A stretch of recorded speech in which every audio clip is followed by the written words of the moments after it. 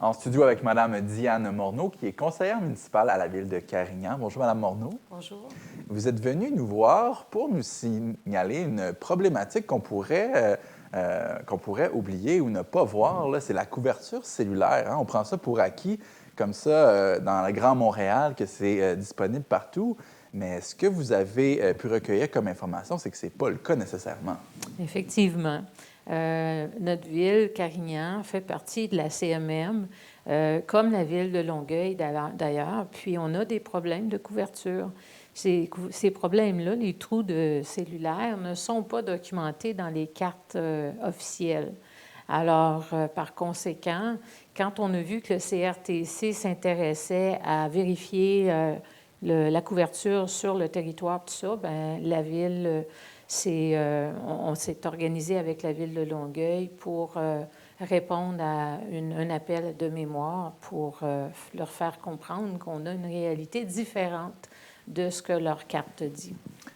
Comment vous avez pris connaissance de ce problème-là à la base? Est-ce que vous-même, vous avez eu un problème de téléphone ou quelqu'un est venu vous approcher? Moi, je travaillais à distance depuis 2000. Alors, avec le Wi-Fi, je pouvais faire tout ce que je voulais. Mais de plus en plus de familles utilisent les téléphones cellulaires sans mettre de téléphone filaire chez eux. Et c'est là que le bas blesse. On a des citoyens qui sont venus nous voir en disant « Je n'ai pas de bonne couverture, puis j'en ai besoin. » Tout ça. Fait que, évidemment, on a regardé nos options. Ça fait quelques années. Et les options ne sont pas nombreuses. Tout ce qu'une ville peut faire, c'est de référer le citoyen à son fournisseur. D'où notre intérêt, c'est quand on ne peut pas faire quelque chose, ça ne veut pas dire qu'on ne veut pas faire quelque chose, on s'en souvient.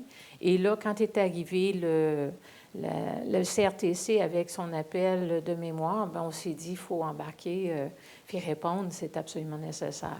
Vous avez fait un sondage aussi pour vérifier là, si c'était un problème qui était très commun. Qu'est-ce qui est ressorti du sondage? On a 550 personnes qui ont répondu. Et une mauvaise qualité de la réception cellulaire partout. Style, aucune réception à l'intérieur des maisons pour 96 des répondants, 77 sur leur terrain, une quarantaine je pense que c'était 42 dans les rues de nos quartiers. Alors donc, vraiment une mauvaise couverture. On a pu voir aussi que en tout cas pour notre ville, il ne reste qu'un téléphone filaire par 5 maisons. Fait que donc, on voit que les gens se fient au fait que le cellulaire devrait être fonctionnel. Et là, bien, on se ramasse dans des situations des fois problématiques. Bien, c'est la réalité des villes aussi. Tu sais, apporter des services comme ça d'urgence, on essaie de faire baisser le temps d'intervention des pompiers, tu sais, les faire arriver le plus tôt possible. Mais là, on ne se rend pas compte que peut-être, à un certain moment, on n'aurait même pas la possibilité de les appeler. Quel genre de problématiques ça peut amener là, aux citoyens et même aux villes? Toutes sortes de problématiques. Je sais qu'entre la ville de Longueuil et la nôtre, le 311, le 811, le 911 ne fonctionnent pas toujours.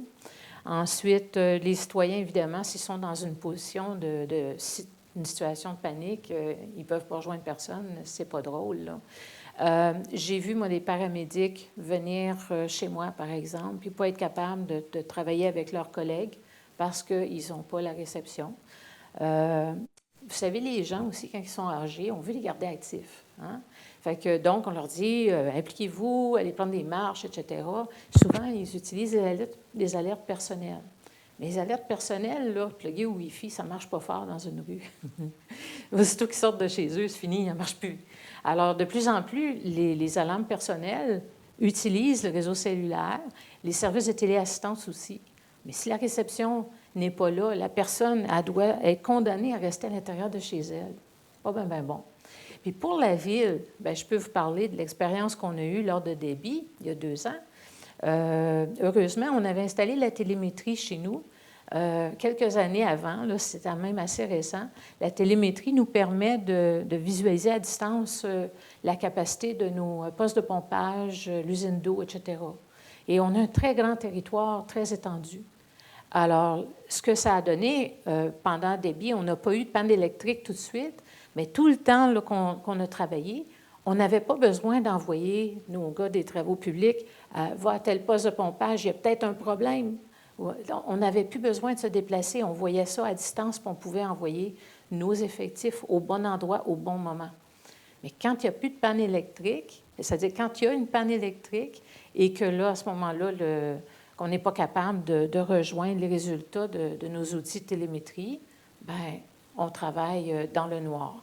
Et c'est le cas de la ville de Longueuil également. Et à vous entendre en parler, c'est dur à croire, tu sais, en étant comme ça, proche de Montréal.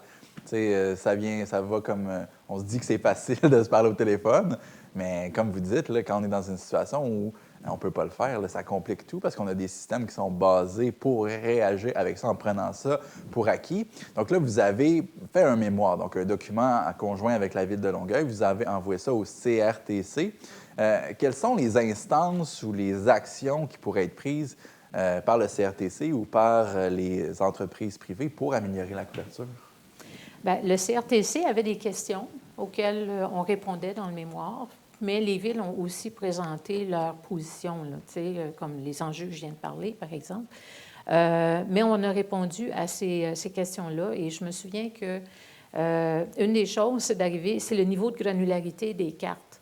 Parce que, justement, parce que le niveau n'est pas assez granulaire, les cartes présentement, tout est beau, la couverture est bonne, etc., alors que dans la réalité des faits, ce n'est pas le cas. Alors donc, on demandait de reconnaître ça, de reconnaître aussi que la téléphonie cellulaire est devenue un service essentiel.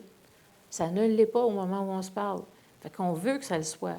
On veut que les villes puissent aussi être impliqués.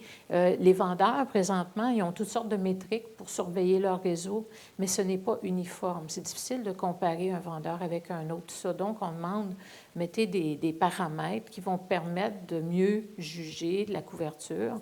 Et lorsque vous avez ces paramètres-là, bien, si les villes peuvent avoir accès à ces informations-là, elles vont pouvoir mieux planifier leur territoire. Là, présentement, on n'a pas cet accès-là. Fait que, donc, on travaille comme on peut. Puis, à un moment donné, bien, il y a des plaintes qui arrivent. Puis là, bien, il faut qu'on aille voir un fournisseur qui va peut-être s'intéresser ou pas. Ça dépend de la quantité de clients qu'il a. Là. Est-ce que ce n'est seulement que les fournisseurs qui sont propriétaires des tours cellulaires? Oui, jusqu'à présent, mais ce que j'ai appris tout récemment, c'est que des villes pourraient faire l'acquisition d'une tour puis de la rendre multi-opérateur. Donc, elles pourraient louer l'espace sur sa tour pour qu'un fournisseur puisse finalement desservir une clientèle.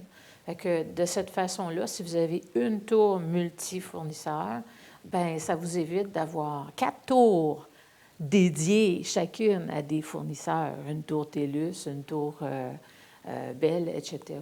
Alors, c'est une option intéressante qu'on regarde. C'est une option à explorer, j'en suis certain. À la maison, si vous avez des problématiques avec votre réseau, il faut le dire, il faut le mentionner. Donc, contactez vos fournisseurs ou encore l'hôtel de ville de la ville dans laquelle vous êtes pour qu'il y ait des actions qui puissent être prises. Vous pouvez aussi vérifier le mémoire que Mme Morneau a participé sur le carignan.québec/couverture cellulaire. Donc, si vous voulez aller lire ça, là, parce que le problème vous concerne, je vous invite à le faire. Merci beaucoup, Mme Morneau, d'avoir été avec nous puis de prendre action là, pour régler cette problématique-là. Merci de nous avoir invités.